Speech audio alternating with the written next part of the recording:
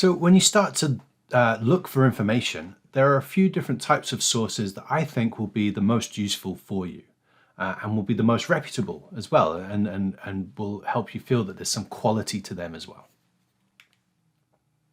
So academic work, academic journals and textbooks.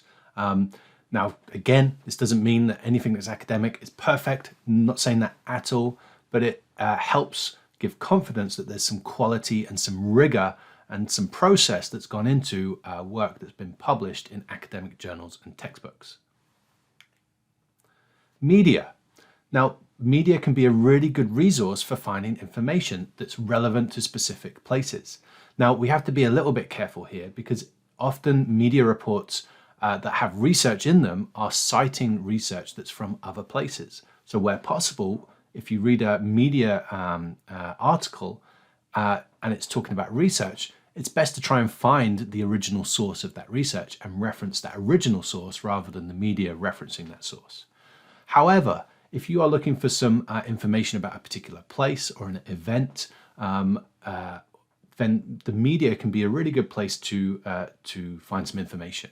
Of course, you have to be careful that it's good quality media and that it's a reputable media outlet who has credibility with, perhaps a number of followers, or perhaps you can Google their name to see, do they come up in other newspaper articles, or are they referenced by other reputable people? So just be a little bit cautious there. But the big names that you should be familiar with, the CBCs, the Globe and Mails, the National Posts, those types of names, we know that they're going to be relatively reputable and credible sources. The government, going to the government website is often a really useful place to find good information. Government websites often have good statistics and information about things that are going on in their particular areas. They might have reports on particular topics. For example, the City of Toronto have just released over the last year or so many reports connected to short-term rentals and Airbnbs. That's not a topic that we're looking at, but when they have to do regulations around a topic, they have to do lots of consultations and research, and they are typically made public, and so you can access those and find some good information. So always look at the government as well for resources too. And of course, the industry. Many of the industry produce research, and often they will share that research. Things like the Hotel Association of Toronto, the Ontario Association for Hotels and Motels and Restaurants, I forget exactly the title, the Hotel Association of Canada, the Tourism Industry Association of Ontario of Canada, the Indigenous Tourism Association of Ontario of Canada, and so on. So all of these associations often produce lots of interesting research.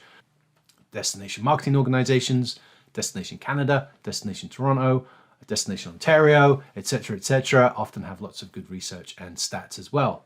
And of course, applied research companies as well. In the last week or two, I asked you to look at a research report from Leger Marketing. They are a private research company who accept money from clients to do research on their behalf. And they will publish small bits of that to kind of demonstrate that they are doing interesting things. So again, we can consume that, we can read that, and then just be cautious and aware of why it's been released in the way that it has. But all good places to find good quality information. Now, we can find media in government and industry just by doing regular Google searches and applying some of those things that we've learned from the CRAP test to them.